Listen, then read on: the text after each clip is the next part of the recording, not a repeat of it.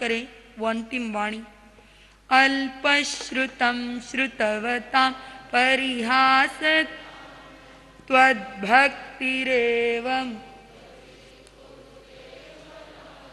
यत्कोकिल तच्चाम्रचारुकलि। अल्पश्रुतं श्रुतवत् त्वद्भक्तिरेव मुखरी कुरुते यत्कोकिल किल मधो मधुरं तच्चाम्रचारुकलिकानिकरे। अल्पश्रुतं श्रुतवतां त्वद्भक्तिरेव मुखरी कुरुते बलान् यत्कोकिल किल मधो मधुरं विरोध तच्चाम्रचारुकलि निकरे कहे।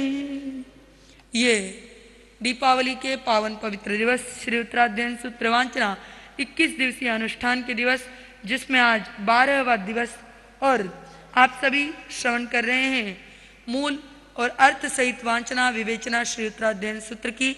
श्री उत्तराध्ययन सूत्र के मूल वांचन में हमने कल 21वें अध्ययन तक का वांचन किया था।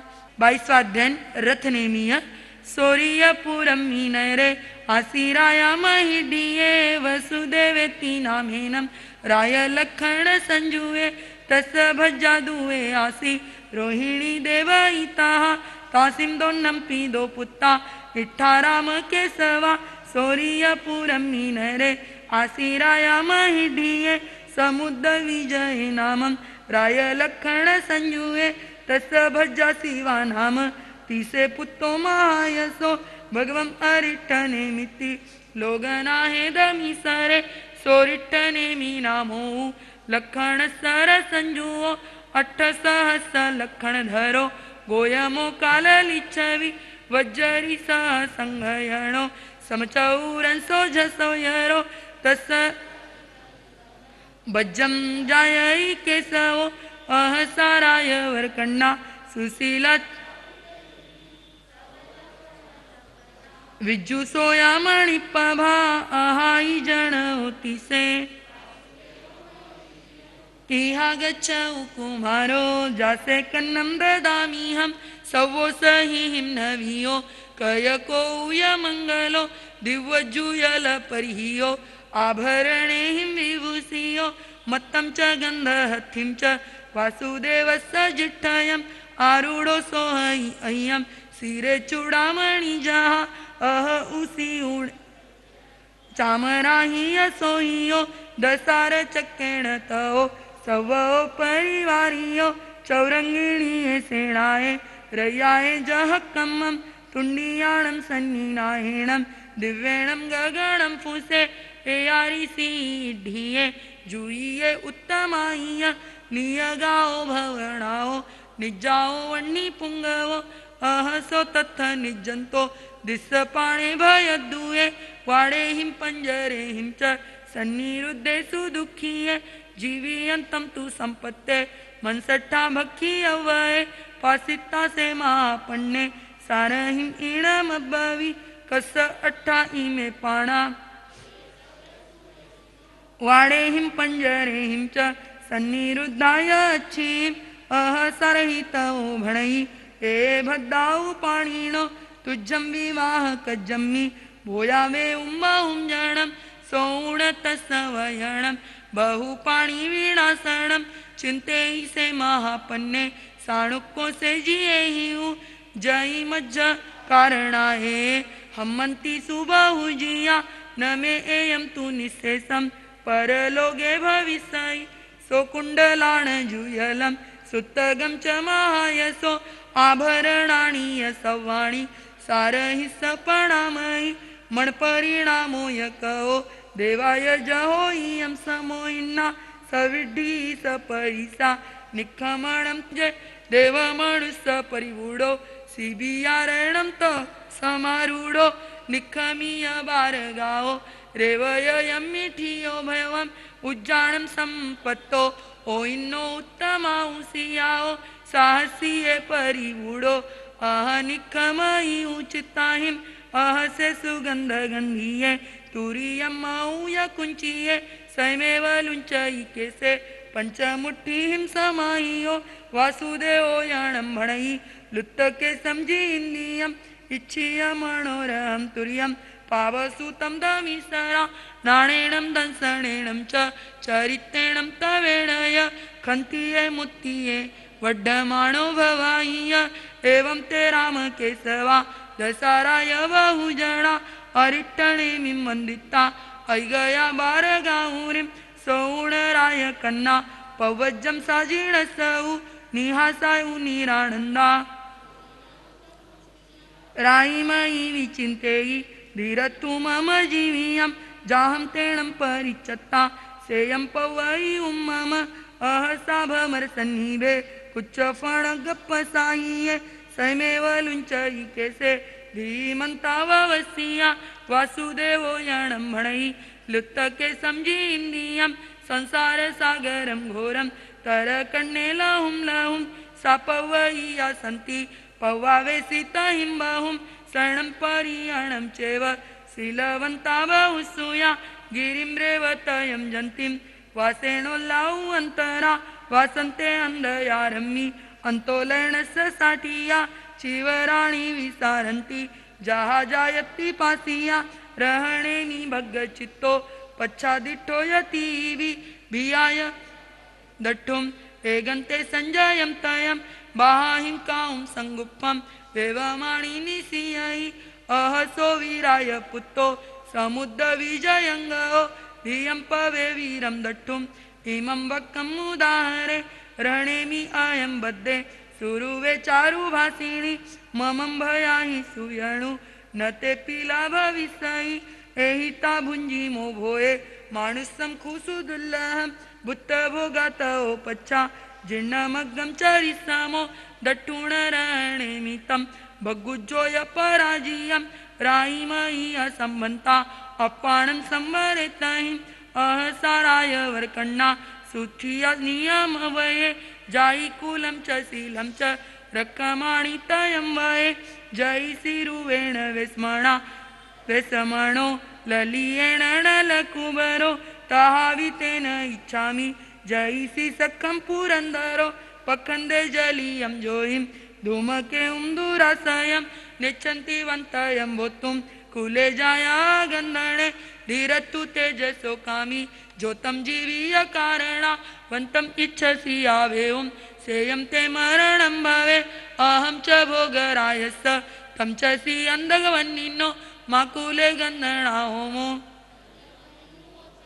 जयितं कायिसि भावं जाजादिच्छसि नारियो विद्दोवहडो अठ्ठियप्पा भविष्यसि गोवालो भण्डवालो वा जहा तद्दवनिस्सरो एवम् अणिस्सरो तम्पि सामन्नस्य भविष्यसि तिसे सोवयणं सोचा संजयाय सुभाषियं अंकुशेन जानागो धम्मे संपरिवाहियो कोहं माणं निघिन्निता मायालोभं च सवसो इंदिया इंवसे काउं अप्पाणम् उपसंहरे मणगुत्तो वयगुत्तो कायगुत्तो जी इंदियो सामन्नं निच्चलं फासे जावज्जीवं दडवो उग्गं तवं चरिताणं जायादोन्निवि केवली सवं कम्मं खविताणं सिद्धिं पत्ताणुत्तरम् एवं करेन्ति सम्बुद्धा पंडिया पवियक्षणा विणीयट्टन्ति भोगेषु जहासो पुरी सुत्तमो तिबेमि इति रहणेमिजं 22वें अध्ययनं सम्मतं रत्नेमिय नामक 22वां अध्ययन समाप्त। आज का मूलवांचन यहीं तक रखेंगे। शेष मूलवांचन यथा समय आप सबके समक्ष करने का प्रयास और पुरुषार्थ रहेगा। जिनवानी जिनवानी है जिनवानी अनमोल है मोती चंद्रस कभी न जो कम होती गुणों की है खानी जिनवा। परम उपकारी जिन शासन देव, जिन शासन माता को नमन। आत्मज्ञानी सद्गुरुदेव, परमात्म स्वरूप, परम पूज्य युग प्रधान आचार्य भगवंत के श्री चरणों में अनंत अनंत आस्था के साथ अनंत अनंत वंदन, अनंत नमन। अत्र विराजित परम श्रद्धेय युवाचार्य श्री जी एवं मंत्री जी महाराज के श्री चरणों में वंदन नमन करने के पश्चात सहयोगी आत्मप्रिय श्री हितेंद्र ऋषि जी, भाग्यशालियों, परमात्मा प्रभु महावीर की अंतिम देशना श्री उत्तराध्ययन सूत्र का मूल और अर्थ सहित विवेचन आप सभी श्रवण कर रहे हैं। कल आप सब ने सुना था बहुश्रुत पूजा के बारे में, 11वां अध्ययन बहुश्रुत पूजा, और जिसमें बहुश्रुत कौन होता है, बहुश्रुत की पूजा, और बहुश्रुत को कितनी उपमाओं से उपमित किया गया, 16 उपमाओं से बहुश्रुत को उपमित किया गया। आगे बताया गया अगले अध्ययन में बहुश्रुत बनने के लिए कैसा होना पड़ता है। प्रस्तुत सूत्र के 12वें अध्ययन का नाम हरिकेशीय है। चांडाल कुल में उत्पन्न हुए हरिकेशी मुनि का जीवन वृत्त वर्णित होने से इस अध्ययन का नाम हरिकेशीय रखा गया है। इन मुनि जी का पूरा नाम हरिकेशी बल था। चांडाल कुल में उत्पन्न व्यक्ति में प्रायः क्रोध और दानवी बल अधिक होता है, किंतु इनका जन्म तो चांडाल कुल में हुआ था, किंतु निर्वाण आध्यात्मिक बल से हुआ, इसलिए हरिकेशी मुनि जन जन के आराध्य हो गए। चांडाल कौन होते हैं? चांडाल दो प्रकार के हैं, एक जन्म से चांडाल और एक कर्म से चांडाल। अभिमान करने से आत्मा को नीच गोत्र में उत्पत्ति रूप फल भोगना पड़ता है। अभिमान उस वस्तु पर होता है जो वस्तु विशिष्टता लिए आपके पास हो। जैसे सूरत महानगर में किसी के पास BMW कार हो तो वो बोलता है मैं BMW वाला हूं, वो अभिमान है। जैसे मैं आचार्य श्री का शिष्य हूं और मैं कहूं मैं आचार्य श्री का शिष्य हूं, और मैं उसमें मेरी वो विशिष्टता है, परंतु मैं उस विशिष्टता के ऊपर अपना अभिमान जताऊं। जैसे कोई उच्च जाति में जन्म ले और वो बोले मैं उच्च जाति वाला हूं, कोई उच्च कुल में जन्म ले वो बोले मैं उच्च कुल वाला हूं, कोई रूप में अति सुंदर हो और वो बोले मैं गोरा, अच्छा, सुंदर, नक्काशी वाला, सुंदर, मेरे अंगोपांग, वो रूप की विशिष्टता, तप, तपस्वी, बल की विशिष्टता, ऐश्वर्य की विशिष्टता, विद्या की विशिष्टता और लाभ की विशिष्टता। ये 8 विशिष्टताएं हैं जिन्हें शास्त्रकार अपनी भाषा में 8 मद कहते हैं। जाति मद, कुल मद, बल मद, रूप मद आदि आपने नाम सुने होंगे। इनमें से जितनी विशिष्टताएं प्राप्त हो उन पर अभिमान करने से जीव नीच गोत्र का बंध करता है। ये विशिष्टताएं होनी एक अलग बात है और इन पर अभिमान करना वो एक अलग बात। मैं आचार्य श्री का शिष्य हूं तो शिष्य तो रहूंगा, परंतु अभिमान के साथ कहूं कि मैं आचार्य श्री का शिष्य हूं, आचार्य का शिष्य होना बड़ी बात होती है। इस तरह विशिष्टता और उसमें अभिमान, अहंकार करना वो हमें नीच गोत्र की ओर, नीच गति की ओर ले जाता है। और जब हम ऐसा अभिमान करते हैं तो वह व्यक्ति, वह जीव नीच गोत्र का बंध करता है और नीच गोत्र का कर्म उदय होने पर उस विशिष्टता से वह हीन बन जाता है।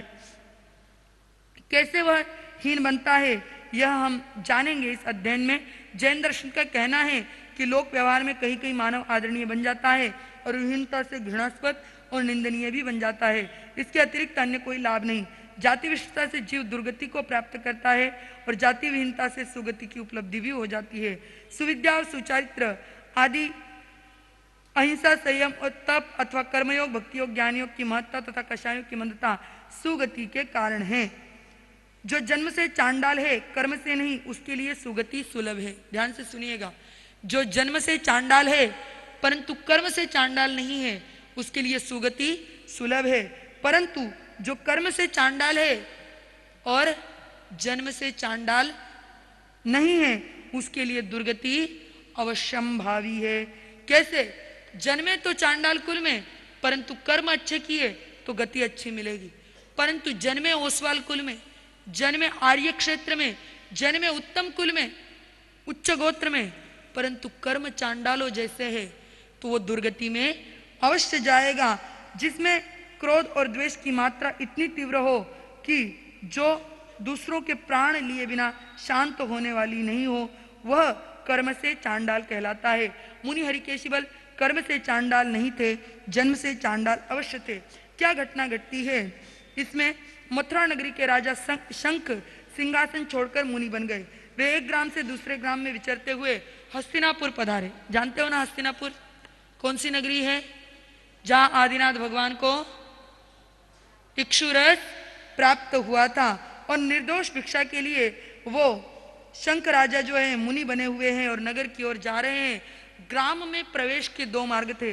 एक मार्ग तो ऐसा था जो भयंकर तपता था, कहते हैं उस मार्ग के ऊपर कोई चला जाए तो जल करके राख हो जाता, इतना गर्म मार्ग, लोहे जैसा तप्त मार्ग। और दूसरा मार्ग शांत मार्ग था। मुनि ने एक ब्राह्मण को पूछ लिया कि नगर प्रवेश का मार्ग कौन सा है। ब्राह्मण ने द्वेष भाव भीतर में रखा। पुराने समय में श्रमणों से द्वेष करते थे। ब्राह्मण अपने आप को उच्च जानते थे। द्वेषवश उन्होंने बता दिया कि ये जो मार्ग है ये निकट है, इस मार्ग से आप शीघ्र नगर में पहुंच जाओगे। कौन सा मार्ग बताया? जो मार्ग गर्म था, हुताशन हुतवह रथ्या जिसका नाम था, उस मार्ग को बता दिया। मुनि उस मार्ग के ऊपर चल पड़े। जब मुनि शांति से उस मार्ग पर चल रहे हैं और वो ब्राह्मण देख रहा है, अरे ये मार्ग तो बहुत गर्म था, मुनि इतनी शांति से कैसे चल रहे हैं, तो उसने कुतूहलवश स्वयं भी उस मार्ग में पीछे पीछे पांव रखे। जैसे ही वह पीछे पीछे चल पड़ा, मार्ग को बर्फ की तरह ठंडा देखकर सोचने लग गया कि सब मुनि चरणों का प्रभाव है। मैंने अशुभ संकल्पों से और अशुभ विचारों से जानबूझकर पाप किया है। उसे अपने अनुचित कृत्य पर बहुत पश्चाताप हुआ। उसने शीघ्र गति से मुनि के पास जाकर के क्षमा याचना की, आलोचना की। मुनि ने उसे धर्मोपदेश दिया। ब्राह्मण के भीतर में विरक्ति के भाव जग उठे और उसने मुनि के पास दीक्षित होकर संयम और तप की आराधना करनी प्रारंभ कर दी। उसका नाम रखा गया सोमदेव मुनि।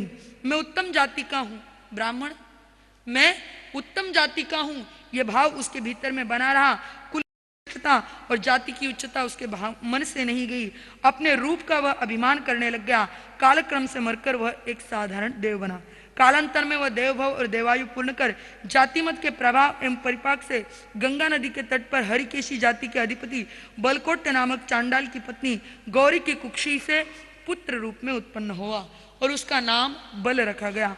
आगे चलकर वह जो व्यक्ति है हरिकेशी जाति में उत्पन्न हुआ था, इसलिए उसका नाम उसका बल रखा गया और हरिकेशी और बल दोनों मिलकर के उसका नाम हरिकेश बल बन गया। हरिकेश बल एक दिन अपने साथियों के साथ खेल रहा था। खेलते खेलते वह साथियों के साथ लड़ने झगड़ने लग गया।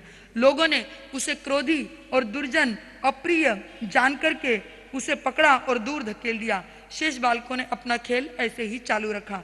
वह हरिकेश बल दूर खड़ा खड़ा उन बच्चों की खेल को देख रहा है। उसी समय में क्या हुआ, अचानक एक विषधर सांप, विष वाला सांप वहां पर निकल करके आ गया। सब बच्चे जोर जोर से चिल्लाए, विष वाला सांप है, विषधर सांप है। और जब उनकी वह बात हुई तो बच्चों ने पल भर में ही उसे पत्थर डाल करके मार दिया। कुछ क्षण बीतने पर वापस उनका खेल चालू हो गया। कुछ क्षण बीते थे, वापस एक दूसरा सांप निकला जो दो मुंह वाला था, जिसे अलसिया कहा जाता है, वो निकला। वो विष वाला नहीं था। बच्चों ने वापस शोर मचाया कि सांप निकला है, दुमुहा सांप निकला है। बड़े लोगों ने बताया कि ये विष वाला नहीं है, तो बच्चों ने उसे उठाया और दूर जाकर के छोड़ दिया। जब यह हरिकेशी बल ने इन दोनों दृश्यों को देखा, मन ही मन सोचने लग गया, प्राणी अपने कर्मों से, अपने दोषों से दुख भोगता है। विषैले सर्प के समान मैं क्रोधी बनकर रहा तो मेरी दुर्दशा भी सर्प से कम नहीं होगी। यदि मैं शांत रहूंगा तो निर्विष दुमुही की तरह अनादृत नहीं बनूंगा। क्या एक घटना देखिए, केवल सर्प को दो सर्प निकले हैं, एक विषैला और एक बिना विष वाला। विषैले सर्प को तो मार करके उसके प्राणांत कर दिए और निर्विष वाले सर्प को दूर छोड़ दिया।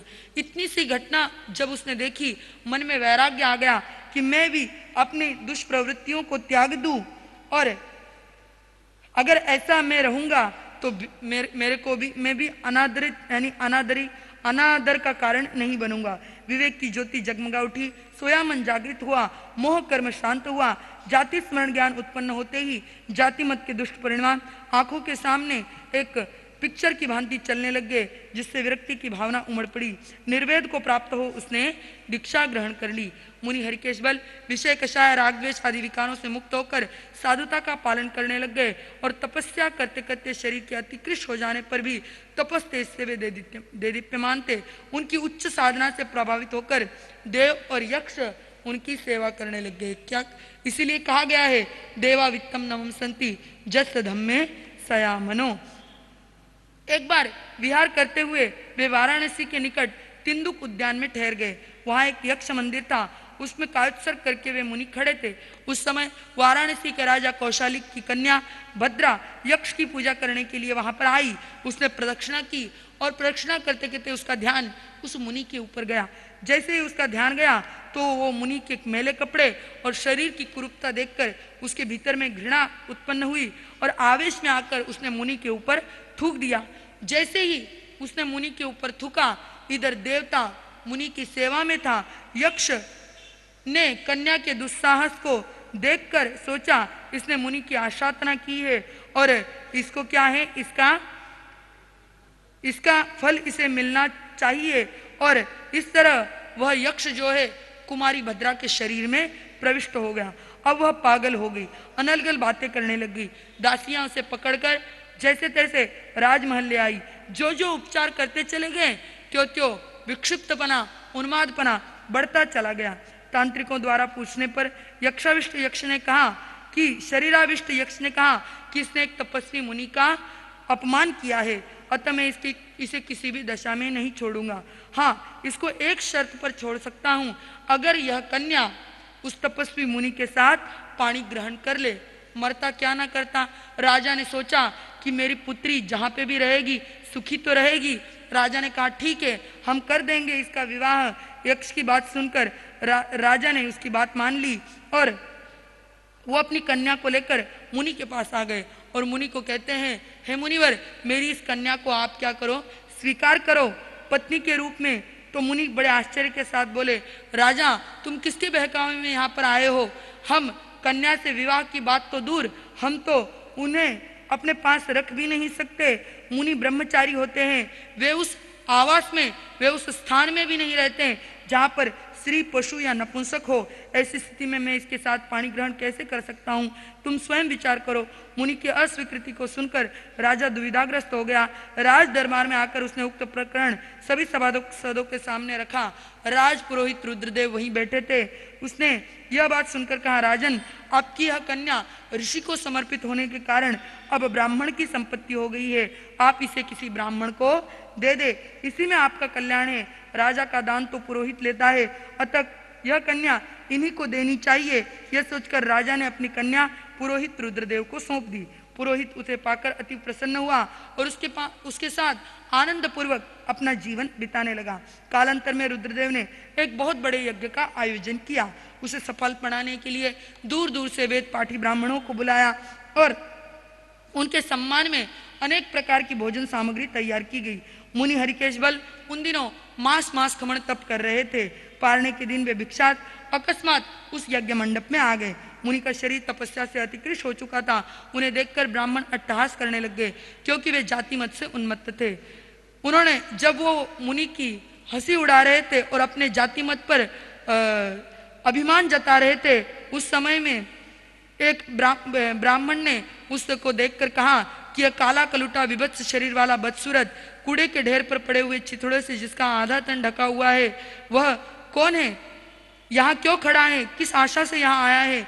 मुनि पर अनुकंपा लाकर और उन ब्राह्मणों को समझाने के लिए तिंदुक वृक्ष के निवासी उस यक्ष ने अपने शरीर को गोपन कर मुनि के शरीर में प्रवेश किया और उस समय यक्ष और याज्ञिक ब्राह्मणों के मध्य वार्तालाप का दौर चला। उस यक्ष की बातें सुनकर ब्राह्मण उत्तेजना में आ गए। उन्होंने अपने छात्रों से कहा कि इस मुनि को दंडित करो। बात तो यक्ष ने मुनि के शरीर में रह करके की थी और छात्र क्या है, अपने गुरु के कहने से मुनि को पीटने लग गए। ब्राह्मणों की प्रेरणा से छात्र मुनि की पिटाई करने लग गए। मुनि के शरीर में प्रविष्ट यक्ष ने अपने दिव्य बल से ब्राह्मण छात्रों को देखते ही देखते हतप्रभ कर दिया। छात्रों के मुख से रक्त की उल्टियां होने लग गई, उनकी आंखें फैल गई। यज्ञ मंडप में ऐसी दुर्घटना देखकर रुद्रदेव की पत्नी भद्रा बोली, पर्वत को नाखूनों से खोदने का प्रयास करते हुए, भयंकर काले नाग के मुंह में अंगुली डालते हुए, भयंकर प्रचंड अग्नि को पांवों से प्रताड़ित करते हुए, अपना नुकसान करते हुए क्यों अपनी अनभिज्ञता प्रकट कर रहे हो? यदि तुम अपना और इन छात्रों का भला चाहते हो तो मुनिवर की शरण में जाओ, इनसे क्षमा याचना करो और भविष्य में ऐसी भूल नहीं होगी। इस प्रकार से मुनिवर को आश्वस्त करो। साथ ही यज्ञ मंडप में ले जाकर संयम के अनुकूल उन्हें विपुल मात्रा में आहार पानी देकर जीवन को कृतार्थ करे। भद्रा सहित प्रमुख ब्राह्मण मुनिवर हरिकेश बल के पास आए, उनसे क्षमा याचना की और मुनि ने उस समय में कहा कि मैं अहिंसा और विश्व प्रेम का पुजारी हूँ, मेरे मन में किसी के प्रति राग और द्वेष नहीं है। मेरी सेवा में एक यक्ष रहता है, उसी ने ही इन कुमारों की ऐसी दुर्दशा की है। ब्राह्मणों ने कहा, यह ठीक है कि आप क्रोध से बिल्कुल रहित थे, क्योंकि आप धर्म और शास्त्रों के गंभीर अर्थ के ज्ञाता है। फिर भी हम आपकी शरण में आए हैं, हम आपका सम्मान करते हैं। और ऐसा कहकर उन्होंने वहां पर बने हुए भोजन पानी लेने की, आहार लेने की विनती की। मुनिवर हरिकेश बल ने मुनिवृत्ति के योग्य भोजन पानी ग्रहण कर 1 महीने की तपश्चर्या का पारणा किया।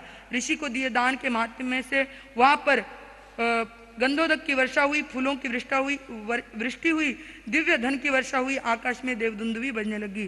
तभी ब्राह्मणों ने एक स्वर में कहा, तप की विशेषता प्रत्यक्ष दिख रही है, जाति की कोई विशेषता नहीं, तप की ही विशेषता है। एक और इस श्वपाक कुल में उत्पन्न इस साधु की तपोलब्धि है, तो दूसरी ओर ब्राह्मणों की उच्च जाति देव उच्च जाति के अनुरागी नहीं, अपितु संयम और तप के अनुरागी है। और इस तरह हमें इन मुनि से आत्मकल्याण का सफल साधन जानना चाहिए। तब उन ब्राह्मणों ने उस मुनि से कहा कि हमारे लिए कौन सा मार्ग प्रशस्त है, कौन सा अप्रशस्त। तब हरिकेशी मुनि बोले, हे ब्राह्मणों, तुम जिस कर्म कांड का आचरण कर धर्म कर्म समझ रहे हो, इस कर्म कांड की प्रशंसा वितराग ज्ञानियों ने कभी नहीं की। यह संसार का मार्ग है, मोक्ष का नहीं।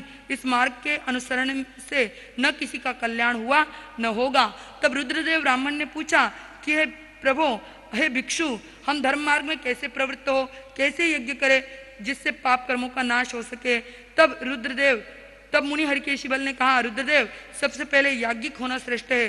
श्रेष्ठ याज्ञिक वह कहलाता है जो अपने मन इंद्रियों का दमन करता है, 6 जीवनिकायों की रक्षा करता है, पाप क्रियाओं से सर्वथा निवृत्त रहता है, जो मधुर एवं विषैले भोग विलास का परित्याग कर देता है। इस तरह वो याज्ञिक की बात बताने लग गए। और फिर आगे प्रश्न पूछा गया कि तीर्थंकरों द्वारा प्रशंसित यज्ञ कौन सा है, उसकी ज्योति कौन सी है? तो आगे मुनिवर हरिकेशी बल कहते हैं कि तप ज्योति है। क्या है? तप ज्योति है। जीव जो है उसका ज्योति स्थान है। जैसे यज्ञ में अग्निकुंड होता है तो जीव को ज्योति स्थान कहा। मन वचन काया की सत्प्रवृत्तियां घी डालने वाली कड़छियां हैं। शरीर ज्योति को प्रचंड करने का एकमात्र साधन है। कर्म ईंधन है, संयम शांति पाठ है। इस प्रकार का मैं होम करता हूँ। इसी महाजयी यज्ञ की प्रशंसा वितरागियों ने की है। उसके बाद ब्राह्मणों ने पुनः प्रश्न पूछा कि आपका हृद यानी जलाशय कौन सा है, आपका शांति तीर्थ कौन सा है, आप कहाँ स्नान कर कर्ममल से मुक्त होते हैं? हम आपसे यह जानना चाहते हैं ताकि हम भी उसी प्रकार का स्नान करके निर्मल होकर परम पद को प्राप्त हो सके। तब पुनः मुनिवर कहते हैं हरिकेशी बल, हे ब्राह्मणों, निर्मल एवं विशुद्ध परिणाम ही जलाशय है। ब्रह्मचर्य अथवा परमात्म गुणों में लीनता ही मेरा शांति तीर्थ है, जहाँ स्नान कर मैं विमल विशुद्ध एवं सुशीतल होकर कर्मरज का त्याग करता हूँ। यह स्नान कुशल पुरुषों द्वारा प्रशंसित है। यही स्नान नित्यपति ऋषिजन करते हैं। भाव यज्ञ और भाव स्नान ये दोनों परमात्म तत्व को पाने के अमुक साधन है। जैन धर्म इन दोनों साधनों का समर्थक है। ब्राह्मणों में 2 बातें विशेष होती है। एक तो वे शुद्धि के लिए प्रतिदिन स्नान करते हैं और दूसरी वो अपनी धर्म आराधना के लिए यज्ञ करते हैं। इस अध्ययन में 2 ही बातें विशेष बताई। स्नान करना है तो कैसा करना कि निर्मल परिणाम को भीतर में लेकर के आना और उसमें परमात्म गुणों में लीन होना, उसमें डुबकी लगाना, ये स्नान करना। और यज्ञ के लिए बताया कि इस शरीर को जो है इस शरीर के चारों ओर, आत्मा के चारों ओर जो कर्म लगे हैं उनको जलाना किसके द्वारा? तप के द्वारा। संयम मन वचन काया की इसमें आहुतियां डालनी और शरीर को ज्योति की तरह प्रचंड करके आत्मा को कुंदन बनाना, इस प्रकार का यज्ञ करना। इसकी बातें इस अध्ययन में बताई। अगर दो पंक्तियों में कहूं तो इस प्रकार, संयम तप ही विशेष है, नहीं कुल जाति विशेष, असुर विप्र सेवित बने, श्वपाक मुनि हरिकेश। जिस जाति के पास कोई एक ब्राह्मण व्यक्ति नहीं आता, उस जाति के मुनि के सेवा में कौन रहने लग गए? यक्ष रहने लग गए। ये संयम और तप का ही प्रभाव है। इसीलिए कहा हरिकेशी मुनिवर की जीवन की कहानी है, संयम की प्रतिमा की अद्वितीय निशानी है।